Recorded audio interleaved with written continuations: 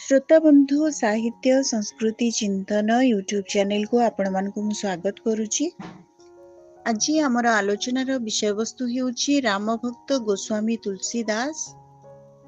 एही आलेख्यर रचयिता हेउछन्ति विशिष्ट पुराकल्पवादी आलोचक श्रीजुक्त अर्जुनी चरण बेहेरा। प्रबाद रही महाकवि महर्षि वाल्मीकि आदिकाव्य रामायणर रचना समाप्त करि सारिथांती। महावीर भक्त हनुमान तमसा तटस्थित वाल्मीकि आश्रम रे दिने जाई पहुंचिले। से संस्कृत रे रचित एक अनन्य ग्रंथ को पाठ करी आनंदित हेले। से वाल्मीकि को प्रार्थना करी कहिले, आपणक संस्कृत रे रचित एही काव्य सर्वसाधारण मानक पई बोधगम्य हेउ नाही। आपण कलिकाल रे जगतर मंगल निमंते अवतीर्ण एही काव्य को सरल सुंदर और बोधगम्य भाषा रे रचना करंतु महर्षि। महर्षि वाल्मीकि भक्त हनुमान जी को प्रार्थना रक्षा करथिले और संत तुलसी भावरे कलिकाल रे धरापृष्ठ रे अवतीर्ण होइथिले। तेणु करी राम भक्त संत तुलसीदास को वाल्मीकि अवतार बोली ग्रहण करा जाय। उत्तर प्रदेश रा प्रयाग निकट बांदा जिले रे ग्रामटीए राजापुर। सेठारे बास करुथिले आत्माराम दुबे नामरे जणे सरजू पारिण निष्ठावान ब्राह्मण और तांकर धर्मपत्नी थिले तुलसी देवी। संबत 1554 श्रावण शुक्ल पक्ष मूला नक्षत्र युक्त सप्तमी दिन एही परम सौभाग्यवान दंपति औरुषरु भूमिष्ठ होइथिले तुलसीदास। 1554 विषय कालिंदी के तीर सावन शुक्ल सप्तमी तुलसी धरियु शरीर। आश्चर्य भावे से 12 मास धरी मातृगर्भरे थिले। भूमिष्ठ हेबा मात्रे से कांदिले नाही, किंतु मुखरु बाहरी पड़िला राम राम शब्द।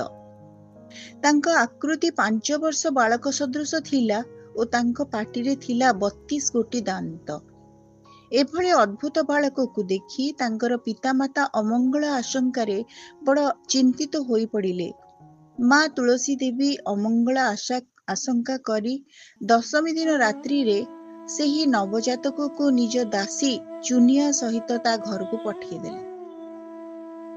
तापर दिन से ए संसार त्याग कले। चुनिया माँ छेउंड बालकटी को अत्यंत स्नेह श्रद्धा सह पालिबाकु लागिला। जेतेबेले तुलसीदास को 5.5 वर्ष बयस, बालक माता चुनिया मध्य परलोक गमन कले।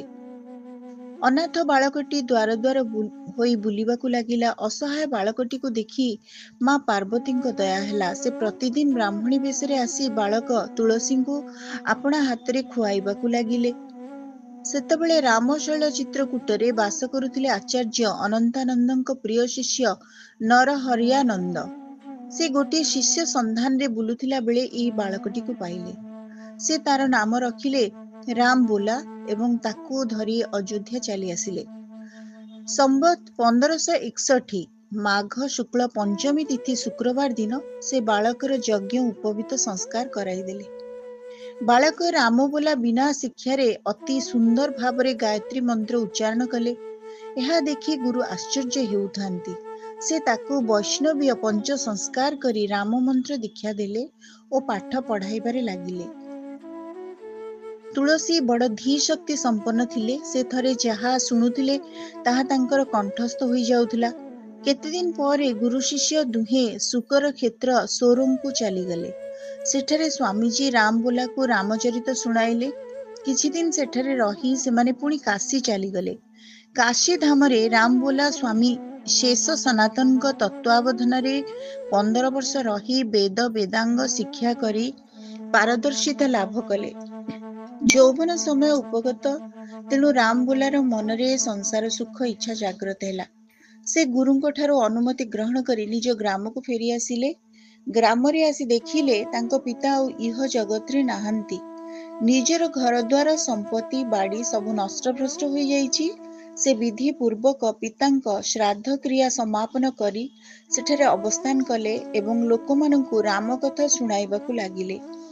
ସମ୍ବତ 1583 ଜ୍ୟେଷ୍ଠ ମାସ ଶୁକ୍ଳ ତ୍ରୟୋଦଶୀ ଗୁରୁବାର ଦିନ ଭରଦ୍ୱାଜ ଗୋତ୍ରୀୟ ଏକ ସୁନ୍ଦରୀ କନ୍ୟା ରତ୍ନାବଳୀଙ୍କ ସହ ତାଙ୍କର ବିବାହ ସମ୍ପନ୍ନ ହେଲା ଏବଂ ତୁଳସୀ ନବ ବିବାହିତା ପତ୍ନୀଙ୍କ ସହ ସୁଖରେ କାଳ ଅତିବାହିତ କରିବାକୁ ଲାଗିଲେ।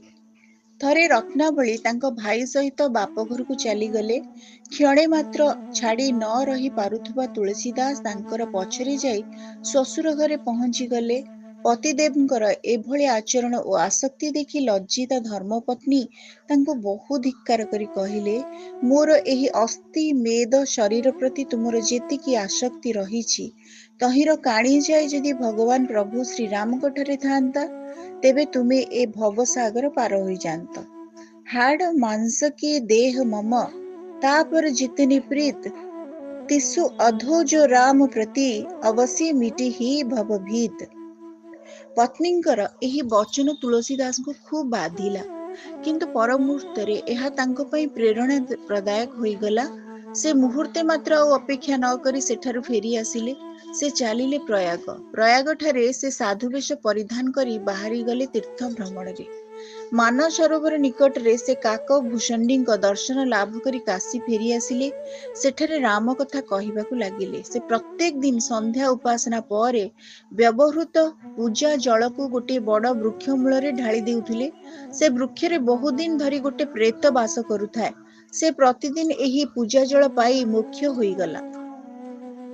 ସନ୍ତୁଷ୍ଟ ସେହି ପ୍ରେତ ଦିନେ ତୁଳସୀଦାସଙ୍କୁ ଦର୍ଶନ ଦେଇ କହିଲା, ଆପଣ ମୋତେ ବହୁତ କୃପା କରିଛନ୍ତି, କି ବର ମାଗୁଛନ୍ତି ମାଗନ୍ତୁ। ତୁଳସୀଦାସ ପ୍ରେତକୁ କହିଲେ, ହେ ମହାତ୍ମା, ମୋର ମନ ପ୍ରଭୁ ଶ୍ରୀରାମଙ୍କ ଦର୍ଶନ ପାଇଁ ବହୁତ ବ୍ୟାକୁଳିତ।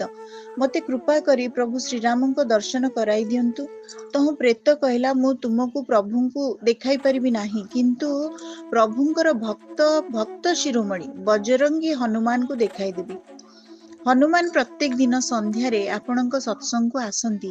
ଆପଣ ତାଙ୍କୁ ପ୍ରାର୍ଥନା କଲେ ସେ ନିଶ୍ଚିନ୍ତ ଭାବରେ ପ୍ରଭୁଙ୍କୁ ଦେଖାଇ ଦେବେ। ତା ପରଦିନ ତୁଳସୀଦାସ ସତ୍ସଙ୍ଗରେ ହନୁମାନଙ୍କୁ ବହୁତ ଖୋଜିଲେ ଏବଂ ନ ପାଇ ନିରାଶ ହେଲେ।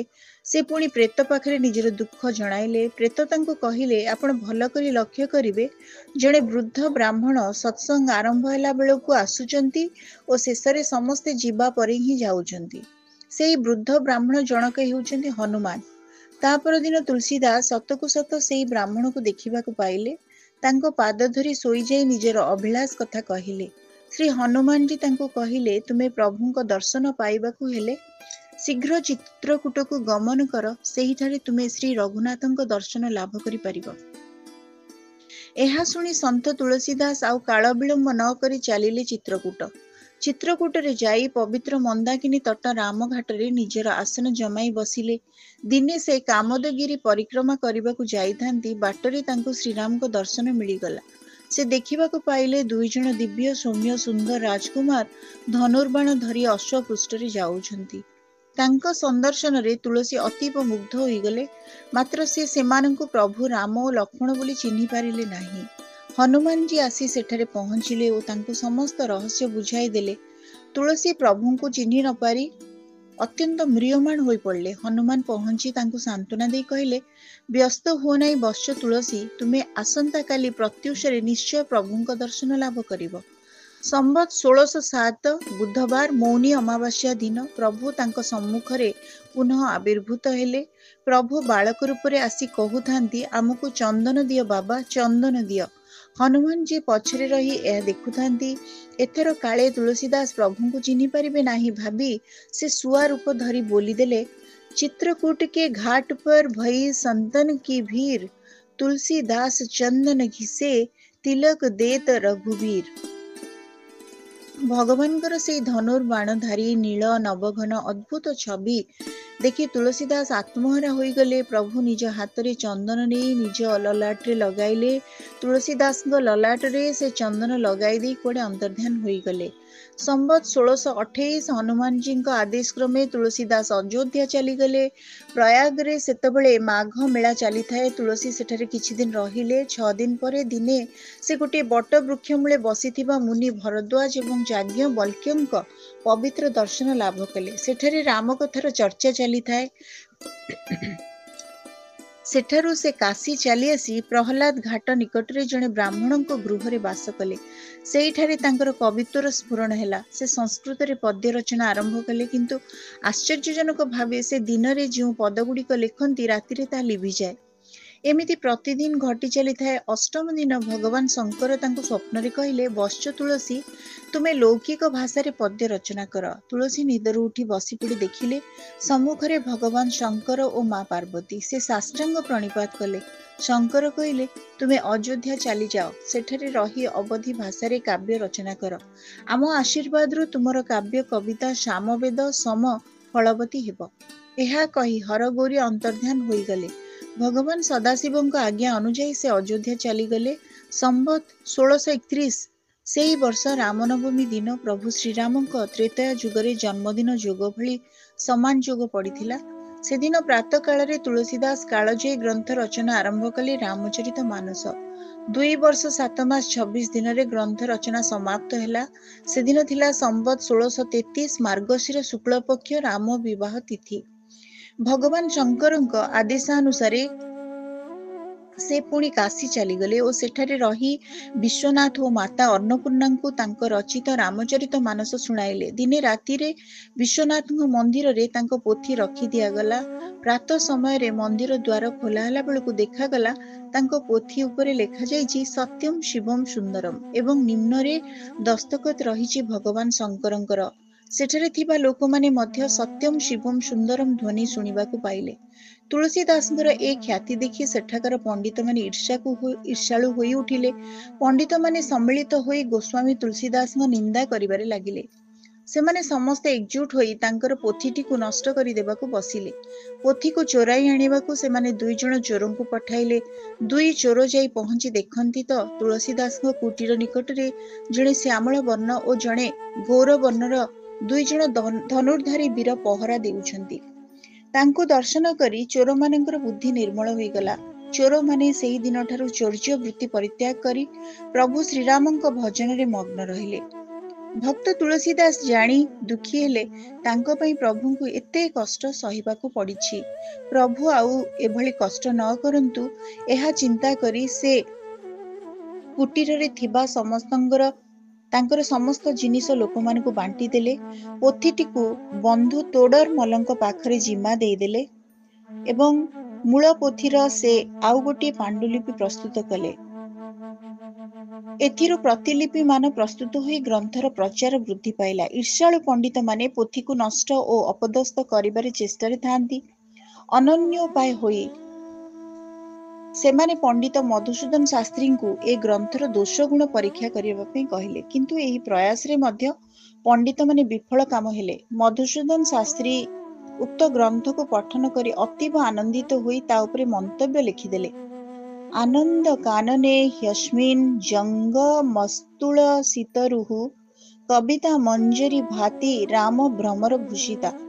ଅର୍ଥାତ୍ ଏହି କାଶୀରୂପୀ ଆନନ୍ଦ ବନରେ ତୁଳସୀଦାସ ହେଉଛନ୍ତି ଚଳନ୍ତି ତୁଳସୀ ବୃକ୍ଷ। ତାର କବିତା ମଞ୍ଜରୀ ଅତି ମନୋହର ଏବଂ ତାହା ଉପରେ ଶ୍ରୀରାମ ରୂପୀ ଭ୍ରମର ସଦା ଭ୍ରମଣ କରୁଛି।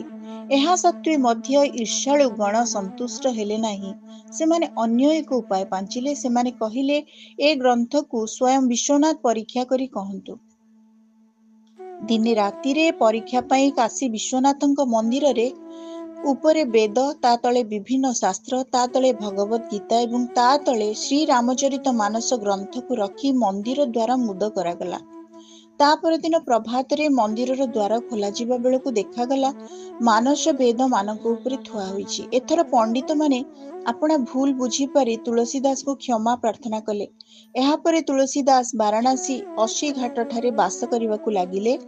ଗୋଟିଏ ଦିନ ରାତ୍ରିରେ କଳିଯୁଗ ଛଦ୍ମ ବେଶରେ ଆସି ଦାସଙ୍କୁ କହିଲା, ତୋର ଏ ଗ୍ରନ୍ଥ ପଢିଲେ ଲୋକଙ୍କୁ କଳିର ଦଣ୍ଡ ଭୋଗ ହେବ ନାହିଁ। ତେଣୁ ତୁ ତୋର ଏଇ ଗ୍ରନ୍ଥକୁ ନଷ୍ଟ କରିଦେ। ତାହା ନ କଲେ ମୁଁ ତୋତେ ଭୀଷଣ ଦଣ୍ଡ ଦେବି। ତୁଳସୀଦାସ କଳିର ସେ ବିଭତ୍ସ ରୂପ ଦେଖି ଖୁବ୍ ଭୟଭୀତ ହୋଇଗଲେ ଓ ଭୟ ନିବାରଣ ପାଇଁ ସଙ୍କଟ ମୋଚନ ଶ୍ରୀ ହନୁମାନଙ୍କୁ ସ୍ମରଣ କଲେ। ହନୁମାନ ପ୍ରକଟ ହୋଇ ତୁଳସୀଦାସଙ୍କୁ କହିଲେ, ଆପଣ ବିନୟ ପଦ୍ୟ ରଚନା କରନ୍ତୁ। ତାଙ୍କର କଥା ଅନୁଯାୟୀ ତୁଳସୀଦାସ ରଚନା କଲେ ଅମୃତମୟ ପଦ ସଂଯୋଜନାରେ ବିନୟ କାବ୍ୟ ବିନୟ ପତ୍ରିକା। ଏହାକୁ ରଚନା କରି ସେ ପ୍ରଭୁ ଶ୍ରୀରାମଙ୍କ ଚରଣ କମଳ ତଳେ ସମର୍ପଣ କଲେ। ଶ୍ରୀରାମ ତା ଉପରେ ନିଜର ନାମାଙ୍କନ କରି ସ୍ୱୀକୃତି ପ୍ରଦାନ କଲେ।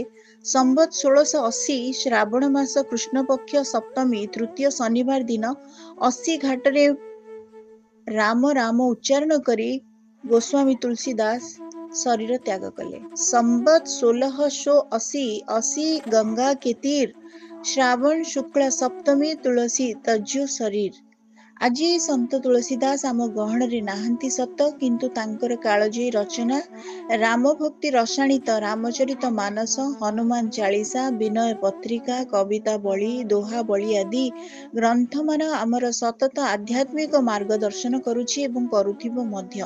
ତାଙ୍କ ବିରଚିତ ଶ୍ରୀ ରାମଚରିତ ମାନସ ଭାରତୀୟ ବାଣୀ ଭଣ୍ଡାରରେ ଏକ ଅମୂଲ୍ୟ ନିଧି ଏବଂ ବିଶ୍ୱ ସାହିତ୍ୟରେ ଏକ ବିସ୍ମୟ ସୃଷ୍ଟି। ଗୋସ୍ୱାମୀ ତୁଳସୀଦାସ ସମସ୍ତ ଜଗତକୁ ସୀତାରାମମୟ ବୋଲି କହୁଥିଲେ, ଦେଖୁଥିଲେ। ସେ ଜାଣିଥିଲେ ଜଗତର ସମସ୍ତ ବସ୍ତୁ ଜୀବ ଜଡ଼ ଆଦିରେ ଶ୍ରୀରାମଙ୍କ ସତ୍ତା ବିଦ୍ୟମାନ, ଈଶ୍ୱରଙ୍କ ସତ୍ତା ବିଦ୍ୟମାନ। ଏଣୁ ସେ କହୁଥିଲେ, ସିଆ ରାମମୟ ସାରା ଜଗ ଜାନି, କରହୁ ପ୍ରଣାମ ଜୋରି ଯୁଗ ପାନି। ଜୟ ଶ୍ରୀରାମ। ଶ୍ରୋତା ବନ୍ଧୁ, ଆଜି ଆମେ ଶୁଣୁଥିଲେ ଏକ ସୁନ୍ଦର ଆଲେଖ୍ୟ ରାମ ଭକ୍ତ ଗୋସ୍ୱାମୀ ତୁଳସୀ ଦାସ।